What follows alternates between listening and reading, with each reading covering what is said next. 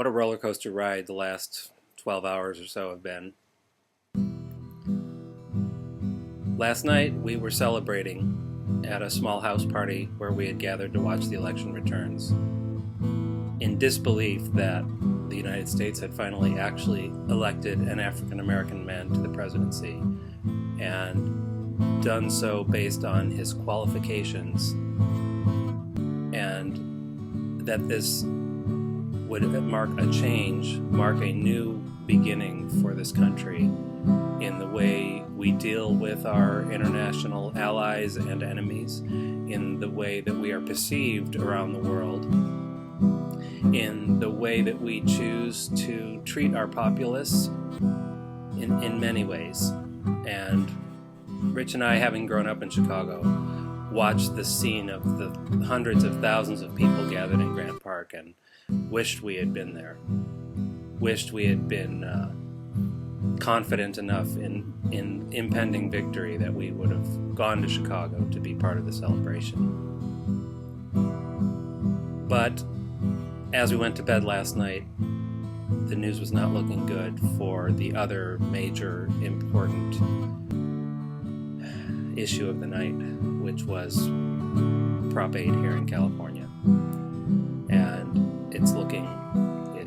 it's pretty definite now this morning that it has passed.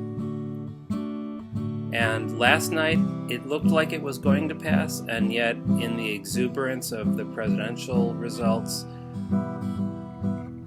it hadn't really hit me. Now it has hit me. I am a mixture of regret that Rich and I didn't do what a lot of our friends did and just get an appointment, run down to City Hall, and go ahead and get married before this vote came through. Because many analysts are thinking that any marriages that happened before this constitutional amendment was voted in will stand and there will be no way to revoke them. But I'm left with questions that I had from the moment that I heard that this proposition was being put on the ballot. I've lived in California for close to 12 years, and I never knew before that it was this easy to amend our state constitution. To amend our U.S. Constitution takes ratification by 3/4 of the states and 2/3 of Congress. And yet, here in California, and apparently in many other states, an amendment to the state constitution only requires a simple majority of the populace.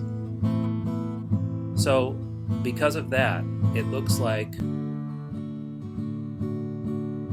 restriction of the rights of gays and lesbians has been written into the state constitution as an amendment by the decree of 52% of California's population, or 52% of voters at least.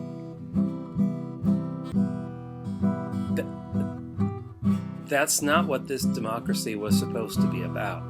It wasn't supposed to be so easy for the minority's rights to be taken away by the majority, especially such a thin majority.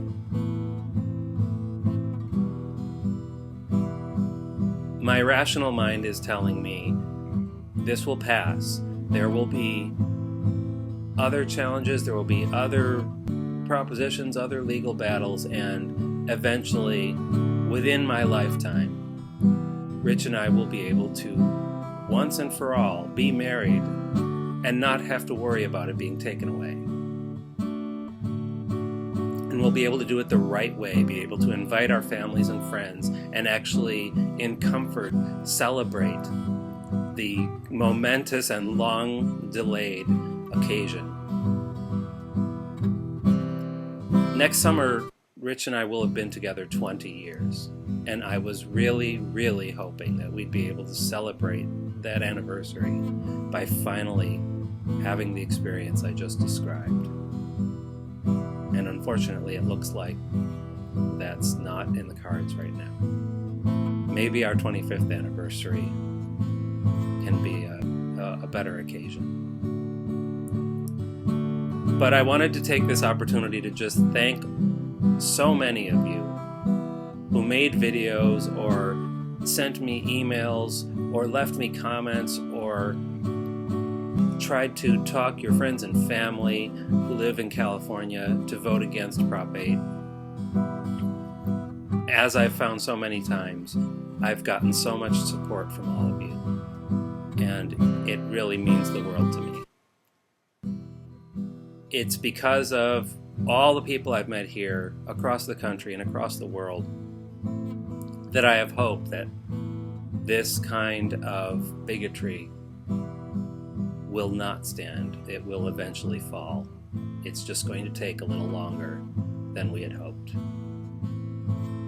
So thank you for giving me that certainty. And I'll be around. I love you guys.